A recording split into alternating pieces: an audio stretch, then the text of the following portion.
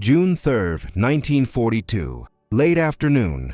Pacific Ocean, northwest of Midway Atoll, United States territory. The sea is calm, the sky deceptively clear, and across hundreds of miles of open water, the most powerful naval force the Imperial Japanese Navy has ever assembled is moving according to plan. Every course plotted, every radio transmission minimized, every formation aligned with doctrine refined over decades. Nothing about this moment appears unusual. Nothing suggests catastrophe. What you are about to hear is not speculation. It is not legend. It is the documented reconstruction of real events, real decisions, and real consequences that unfolded hour by hour during the Battle of Midway. If this story surprises you, leave a comment as you watch, because what seems routine at first glance will soon reveal how fragile even the most powerful war machine can be. Before the action begins, take a moment to subscribe, leave a like, and share your thoughts.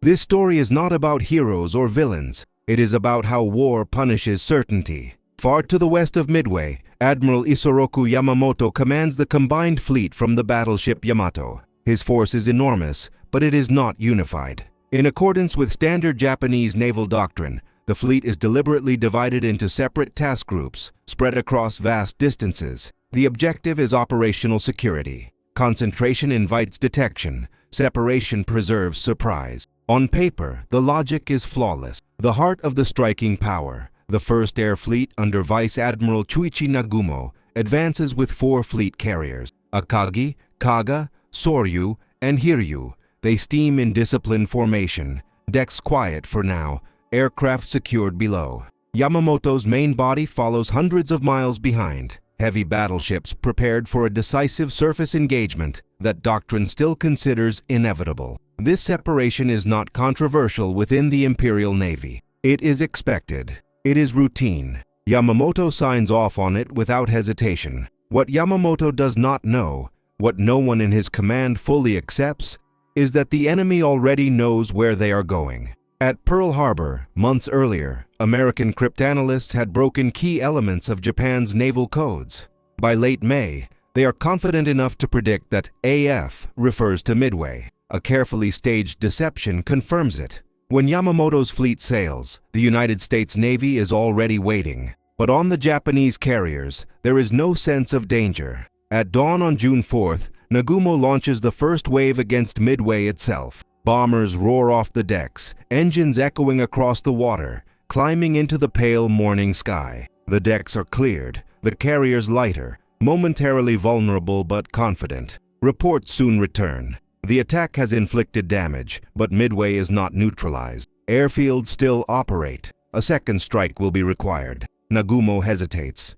Doctrine demands flexibility, but flexibility takes time. Below deck, crews begin the complex process of rearming aircraft originally prepared for anti-ship attacks. Bombs are removed. Torpedoes are shifted. New ordnance is rolled into position. Fuel lines snake across hangar decks. Ammunition carts move through narrow corridors. This is one of the most dangerous moments aboard a carrier, even in peacetime. Above, scout planes search for American ships. Their reports are delayed, fragmented, unclear. Then, a message arrives that changes everything. An enemy task force may be present to the east.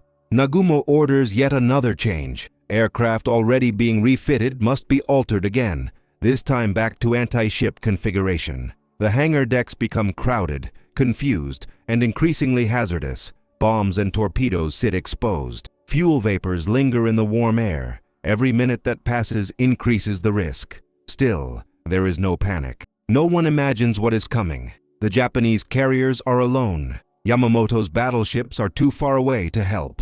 Their own combat air patrol is stretched thin, busy intercepting repeated, disorganized American torpedo attacks that arrive low and slow, wave after wave, and are slaughtered almost to the last plane. These attacks appear ineffective. They reinforce Japanese confidence. The enemy seems desperate, uncoordinated, weak. But while Japanese fighters are dragged down toward the sea, chasing torpedo planes through gunfire and smoke, the sky above them is empty. For now, the decks of Akagi, Kaga, and Soryu remain packed with armed aircraft, hoses connected, crews exposed. The routine order to divide the fleet, to keep forces separated and silent, has created a perfect window, a window measured not in hours, but in minutes.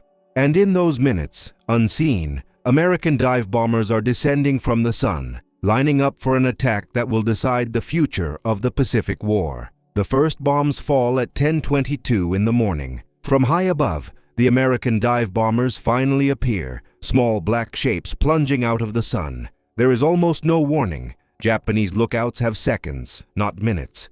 Sirens begin to scream, but the carriers have no time to maneuver. Their decks are cluttered, their hangars open, their internal spaces filled with fuel lines, stacked bombs, and armed torpedoes waiting for orders that will never come. On Akagi, Admiral Nagumo's flagship, officers rush onto the bridge as the first explosions shake the air. A bomb punches through the flight deck near the midships elevator, detonating deep inside the hangar. The blast does not sink the carrier immediately, but it ignites fuel vapor and exposed munitions. Fire spreads faster than damage control teams can react. Within minutes, the interior becomes an inferno. Kaga is hit even harder. Multiple bombs strike almost simultaneously, tearing open the flight deck and plunging into packed hangar spaces. Aircraft are smashed, fuel tanks rupture, and secondary explosions ripple through the ship. Flames race along the length of the carrier, rolling up through elevator shafts and ventilation ducts. Men are trapped below, cut off by heat and smoke so thick it blinds them in seconds. On Soryu, 3 bombs fall in rapid succession. Each one hits with surgical precision. One destroys aircraft being refueled. Another detonates near stored ordnance. The third seals the ship's fate. Within moments, fires rage out of control. The carrier loses speed, then power. Black smoke pours into the sky, visible for miles. The entire attack lasts only a few minutes. Japanese anti-aircraft guns fire wildly, tracers arcing uselessly behind the diving planes. Fighters scramble too late, climbing into empty sky. The American bombers pull out of their dives and vanish, leaving 3 of Japan's 4 fleet carriers mortally wounded. On Hiryu, still untouched, confusion reigns. Smoke from the other carriers obscures the horizon. Reports arrive fragmented and contradictory. Some officers believe the damage can be contained. Others already understand that the First Air Fleet has been crippled in less time than it takes to brew tea. Hiryu launches counterattacks almost immediately. Her aircraft find and strike the American carrier Yorktown, damaging her severely. For a brief moment, it appears that balance might be restored, but the initiative is gone. The Japanese no longer control the pace of the battle. American dive bombers return in the afternoon. This time, Hiryu is their target. 4 bombs hit her flight deck. Fires erupt. Her engines fail. By nightfall, she too is a burning wreck, drifting powerless across the darkening sea. Vice Admiral Tamon Yamaguchi refuses to abandon ship. He goes down with his carrier, standing on the bridge as flames close in around him. By the evening of June 4th, the unthinkable has happened. 4 fleet carriers, the core of Japan's naval aviation, are lost.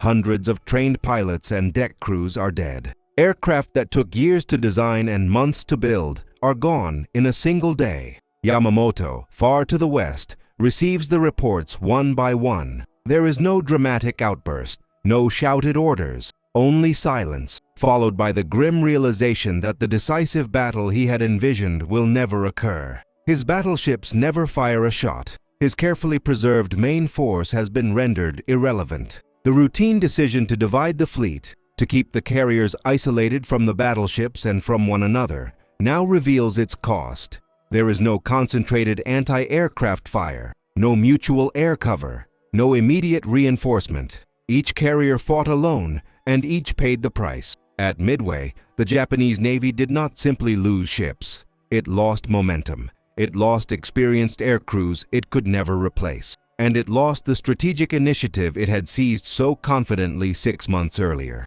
The Pacific War does not end at Midway, but from this point forward, Japan is reacting, not dictating. Every future operation will be constrained by what was destroyed in these hours. And all of it traces back to a decision that followed doctrine perfectly. A decision that looked safe, controlled, and professional, until reality intervened. Night falls over the Pacific, and with it comes the slow realization of what cannot be undone. Japanese destroyers circle the burning wrecks of Akagi, Kaga, and Soryu, picking survivors from oil-covered water. Many are wounded, burned, half-blind from smoke. Others cling to debris in silence, staring at the flames consuming ships that only hours earlier symbolized absolute naval superiority. The sea is littered with wreckage, bodies, and drifting aircraft parts. There is no victory music, no heroic defiance, only exhaustion and disbelief. Orders arrive shortly after midnight. The carriers cannot be saved. One by one, they are scuttled by their own escorts. Torpedoes slam into already burning hulls, sending towering columns of water into the air. Steel groans, decks buckle, and the great ships finally roll and disappear beneath the surface. The ocean closes over them as if they never existed. Yamamoto considers continuing the operation. His battleships are still intact. His cruisers and destroyers remain formidable. But without carrier air power, advancing toward Midway would mean sailing blind into American aircraft range. The balance of risk has inverted completely. What was once an offensive now threatens to become a trap. By the early hours of June 5th, the order is given to withdraw. This retreat marks a turning point not just in the battle, but in Japanese strategic thinking. For the first time since the war began, the Imperial Navy has suffered a decisive defeat it cannot explain away. There is no single tactical blunder to blame, no failure of courage, no collapse in discipline. The crews fought as trained, the ships performed as designed, the doctrine was executed exactly as intended. That is what makes Midway so devastating. The separation of forces, the emphasis on secrecy over concentration, the belief that the decisive surface battle would come later. All of it reflects a navy preparing to fight the last war, not the one unfolding in real time. Yamamoto understood aviation better than most of his peers, yet even he underestimated how quickly carrier warfare could punish delay and fragmentation. The American carriers had been closer than expected. Their commanders took risks that Japanese doctrine discouraged. They concentrated force, accepted exposure, and struck with everything available the moment opportunity appeared. Where Japan waited for perfect conditions, the United States acted on incomplete information. The difference was measured in minutes. In Tokyo, the news is tightly controlled. The loss of 4 carriers is almost unimaginable, and the public is told only that a fierce battle occurred and that sacrifices were made. But within naval headquarters, the implications are clear. Japan no longer has the trained air crews to match American production. Even if new carriers are built, there will not be enough experienced pilots to fill their decks. Training pipelines are accelerated, standards lowered. Young men are rushed forward with fewer flight hours, fewer carrier landings, less combat preparation. The elite cadre that dominated the early Pacific War is gone, burned in hangars at Midway, or lost with their ships.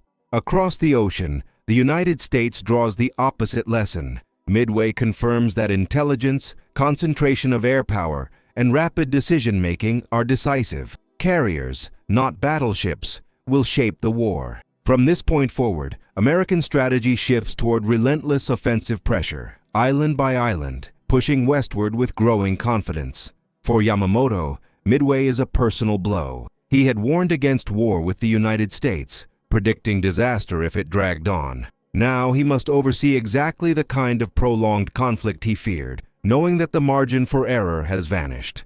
The routine order that divided the fleet was never reckless. It was logical, professional, and rooted in experience. But war does not reward what is merely logical. It rewards what survives contact with the enemy. At Midway, logic met timing, doctrine met intelligence, and an empire's momentum bled away into the sea. The consequences will not be immediate. Battles will still be fought.